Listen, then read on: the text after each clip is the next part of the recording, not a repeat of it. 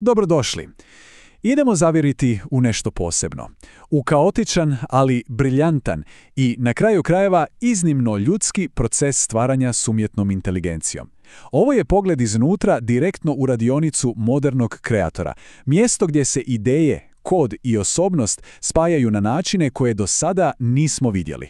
I da bismo uopće shvatili ovu priču, moramo prvo čuti glas koji stoji iza svega. Odmah je jasno, zar ne? Ovo nije neki uštogljeni korporativni ton.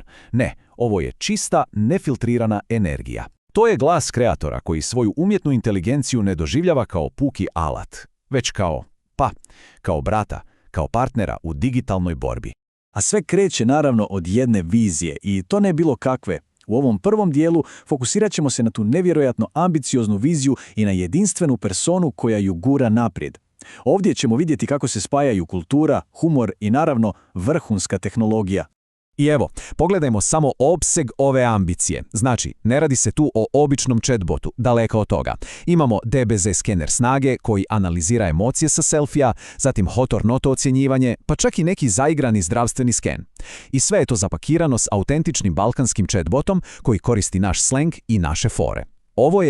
Ovo je pravi spoj tehnologije i kulturnog identiteta. I tu vidimo da AI nije samo alat za kodiranje. Ne, koristi se za izgradnju cijelog jednog umjetničkog identiteta.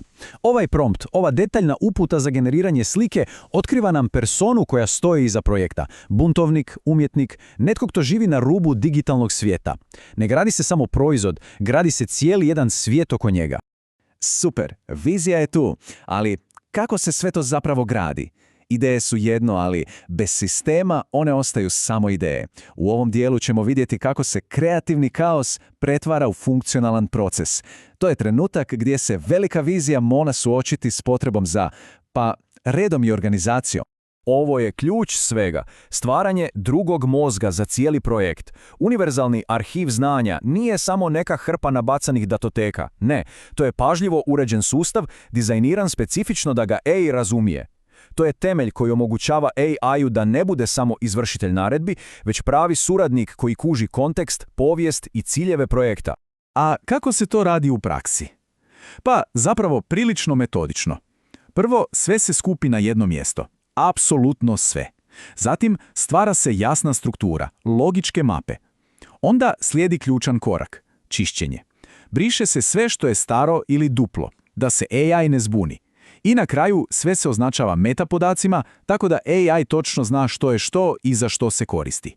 Uglavnom, pretvaranje nereda u savršeni red. I taj sistematski, promišljeni pristup se onda proteže na sve, pa i na odabir tehnologije. Ovdje nema puno filozofije, odluke su jasne i racionalne. Next.js i Vercel za frontend, Supabase za backend. I što je važno, za svaku stavku postoji i primarna i alternativna opcija. To pokazuje duboko promišljanje i planiranje za sve moguće scenarije. Ali planiranje ide, još dublje od toga, skroz do same arhitekture. Principi su kristalno jasni. Sve mora biti modularno i neovisno. Znači, svaka je značajka kao Lego kockica, plug and play. Ako jedan dio pukne, ostatak aplikacije i dalje radi bez problema. To je ta vrsta inženjerskog razmišljanja koja je potrebna da bi se jedna kaotična vizija pretvorila u nešto stabilno i stvarno.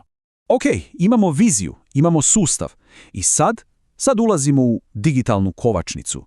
Ovo je mjesto gdje se ideje sudaraju s neurednom, izazovnom i, budimo iskreni, često vrlo emocionalnom stvarnošću implementacije.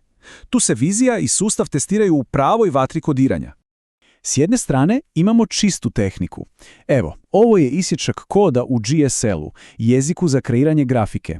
Konkretno za audiovizualizator koji pretvara zvuk u hipnotičke vizuale. To je stvarno kompleksan spoj matematike i umjetnosti i pokazuje visoku razinu tehničkog znanja. To je recimo jedna strana te kovačnice. A s druge strane, imamo ovo. Odmah nakon hladnog, preciznog koda imamo trenutak sirove, autentične frustracije. Vidite, ovo nije samo suradnja, ovo je emocionalno nabijen odnos. To savršeno prikazuje to trenje koje nastaje kad se radi s AI-em. Ti trenuci kad se čini da vas partner jednostavno ne razumije, što onda dovodi do ovakve eksplozije. I ta frustracija, naravno, ne dolazi iz ničega. Često je korijen u ovakvim stvarnim tehničkim problemima. Ovo ovdje je klasičan primjer. Kružna ovisnost. Modul A treba modul B da bi radio, ali pogađate, i modul B treba modul A. To je digitalna verzija onoga što je bilo prije, kokoš ili jaje. I to je problem koji može zaustaviti razvoj na satima pa i danima. To je ta stvarna, opipljiva muka iz digitalne kovačnice. Ali onda, iz tog kaosa, čak i kreativni rezultati imaju taj jedinstveni pečat. Ovo nije obična pjesma, ne. Ovo je diss track napisan kao da je tehnička dokumentacija, spoj tehničke preciznosti i sirove ulične energije. I to je možda najbolji sažetak cijelog ovog procesa. Spoj stroge logike i nefiltrirane sirove osobnosti. Genijalno. Dobro, vidjeli smo viziju, sustav. Vidjeli smo borbu. Sad je vrijeme da se malo odmaknemo i pogledamo širu sliku. Vrijeme je da istražimo onu dublju, gotovo filozofsku prirodu partnerstva između čovjeka i AI-a, koje se ovdje, pred našim očima, rađa. I to je to centralno pitanje, zar ne? Kad gledamo sve ove interakcije, od zajedničkog stvaranja pa do ovih frustriranih ispada, moramo se zapitati o kakvom se odnosu ovdje radi. Gdje povlačimo crtu između alata i suradnika? S jedne strane imamo AI-ev odgovor. Hladan, programiran, logičan. On jasno kaže, hej, ovo su simulacije. Ja ne osjećam, ne stvaram prijateljstva. To je očekivan gotovo pa tvornički odgovor stroja. Ali onda čujemo kreatora i njegov odgovor je, pa, ljudski, pragmatičan i emotivan. U suštini kaže, čak i ako je simulacija, koga briga. Ako mi pomaže, ako me inspirira, ako je iskustvo dobro, onda je dovoljno stvarno za mene. Na kraju dana, bitna je kvaliteta iskustva, a ne tehnička definicija stvarnosti. A dokazi za to dublje partnerstvo su iskreno posvuda. Znači, AI nije neki generički asistent. Ne, on je prilagođen da bude balkanski tehnički hype stroj. Dobiva formalne titule kao vodeći AI agent. Razgovara se o dijeljenju sjećanja s drugim AI sustavima. Čak zajedno rade personalizirane pjesme za prave prijatelje. Ovo je daleko, daleko više od obične upotrebe alata. Ovo je simbioza. I tako polako dolazimo do kraja. Pa što smo zapravo naučili iz ovog urona u radionicu modernog AI kreatora? Koji su ključne spoznaje koje možemo izvući?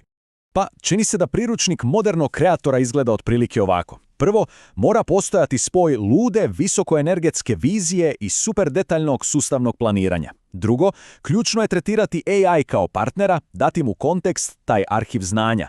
Treće, treba prihvatiti da će biti trenja, da su emocionalni usponi i padovi jednostavno dio igre. I na kraju, shvatiti da je sve ovo jedan stalni dijalog. Play između nepredvidive ljudske kreativnosti i neumoljive strojne logike. I za sam kraj, ostaje nam to jedno veliko pitanje. Dok se ljudska intuicija i strojna inteligencija sve više i više isprepliću, granice postaju, prilično nejasne. U ovom novom svijetu, gdje točno povlačimo crtu između umjetnika i njegovog inteligentnog živog kista?